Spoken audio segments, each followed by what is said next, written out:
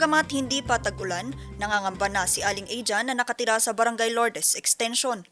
Ang kanyang bahay kasi binabaha tuwing tag-ulan.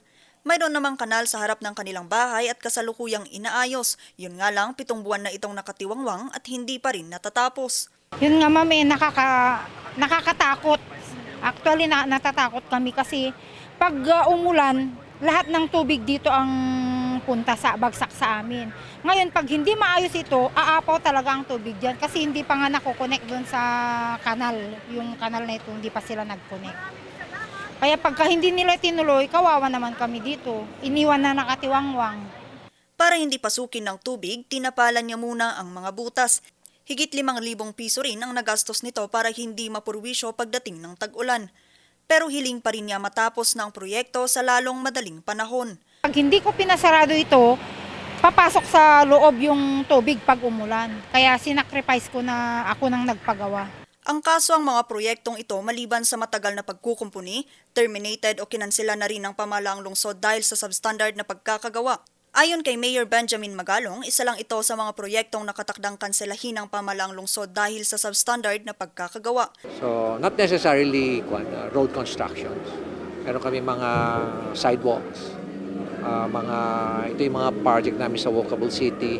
Meron din kami itong renovation ng mga schools.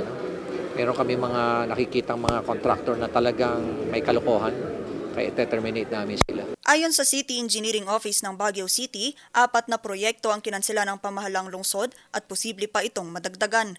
Sa mga na-terminate na project is nag-go beyond na sila doon sa, nag-exceed na sila doon sa slippage. Intolerable slippage na kasi yung mga ito. Kaya, siyempre we have to protect the interest of the government. Kaya, ini-impose natin yung provision ng RA 908. Samantala, nakapili na ang pamahalaang lungsod ng bagong kontraktor para sa proyektong drainage system sa Nagilian Road sa isinagawang bidding pero hindi pa masabi kung kailan ito balak simulan at tapusin. Dagdag pa ng City Engineering Office, blacklisted na ang mga contractors na kinansila na ang mga proyekto na hawak ng pamahalaang lungsod. Ibig sabihin, hindi muna pwedeng lumahok ang mga contractor sa mga bidding ng mga proyekto sa lungsod ng Baguio sa loob ng 1 taon.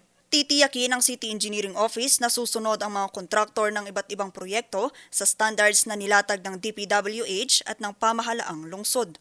Vanessa Bugtong para sa Luzon Headlines.